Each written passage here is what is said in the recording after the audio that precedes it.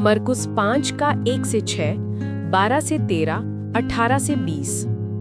मरकुस 5 का 1 से 6। वे झील के पार गिरासिनों के देश में पहुंचे। जब यीशु नाव से उतरा तो तुरंत एक मनुष्य जिसमें अशुद्ध आत्मा थी कब्रों से निकलकर उससे मिला। वह कब्रों में रहा करता था और कोई उसे सांकलों से भी नहीं बांध सकता था। कई बार लोग उसे बेड़ियों और सांकलों से बांधते, पर वह सांकलों को तोड़ देता था और बेड़ियों को टुकड़े टुकड़े कर देता था। कोई भी उसे काबू में नहीं कर पाता था। वह लगातार रात दिन कब्रों और पहाड़ों में चिल्लाता रहता और पत्थरों से अपने शरीर को घायल करता था। वह यीशु को दूर से देखकर दौड़ा और उसे प्रणाम किया। मरकुस 5 का 12 से 13। उन्होंने यीशु से विनती की, हमें उन सुअरों में भेज दे ताकि हम उनके भीतर जाएं।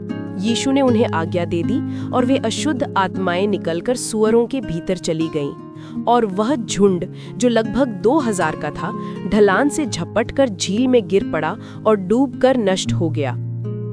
मरकुस 5 का 18 से 20।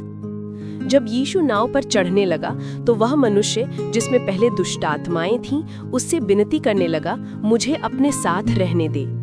पर यीशु ने उसे अनुमति नहीं दी। उसने कहा, अपने घर लौटकर अपने लोगों को बता कि प्रभु ने तुझ पर कैसी दया की और तेरे लिए कैसे महान काम किए। वह मनुष्य जाकर दिकापुलिस भर में यह बताने लगा कि यीशु ने उसके लिए कैसी बड़ी बातें की हैं और सब लोग आश्चर्य करते थे। आज का मनन। मारियो 28 वर्ष का युवक था।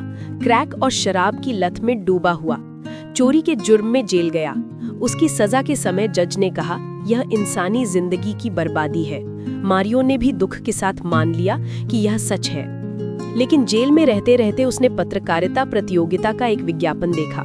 उसकी रुचि जागी और उसने पास की यूनिवर्सिटी में दाखिला लिया। वहां से उसकी जिंदगी बदलने लगी।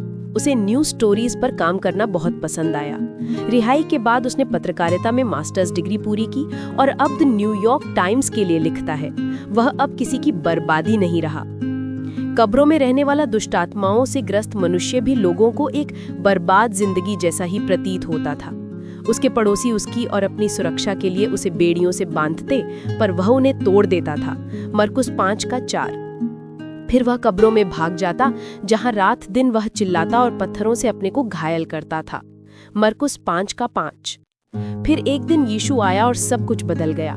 यीशु ने उसके भीतर की दुष्ट आत्माओं को निकाल दिया और उसे सामान्य जीवन में लौटा दिया। नगर के लोगों ने उसे देखा।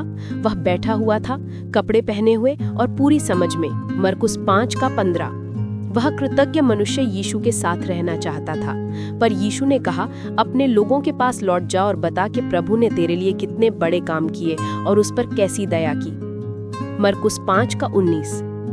उस मनुष्य का मिशन ही हमारा मिशन है, मसीह की गवाही देना, क्योंकि यीशु के कारण किसी की भी जिंदगी व्यर्थ नहीं होती। चिंतन और प्रार्थना। यीशु ने आपको किन बातों से बचाया? यदि वह आपके जीवन में नहीं होते तो आप कहाँ होते? हे पिता, धन्यवाद कि मेरी कीमत तेरे लिए अनमोल है। आज की समझ।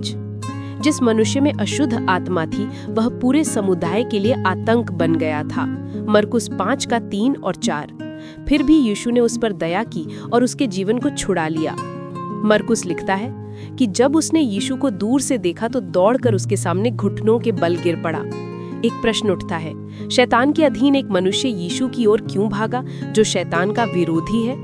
शायद इसलिए कि दुष्ट आत्माएं भी जानती हैं कि वह परम प्रधान परमेश्वर के पुत्र की महिमा के सामने नहीं टिक सकती। जिस तरह यीशु ने उस मनुष्य को दिखाया कि उसका जीवन अनमोल है, उसी तरह हम भी निश्चित हो सकते हैं कि मसीह में हमारा जीवन अत्यंत मूल्यवान है। यदि आपके जीवन में कोई प्रार्थना की जरूरत है, चंगा होने की, शांति की, परिवार की या किसी भी क्षेत्र में, तो कमेंट में सिर्फ अपना नाम और प्रार्थना का विषय लिखें। हम अगली वीडियो में आपके लिए प्रार्थना करेंगे।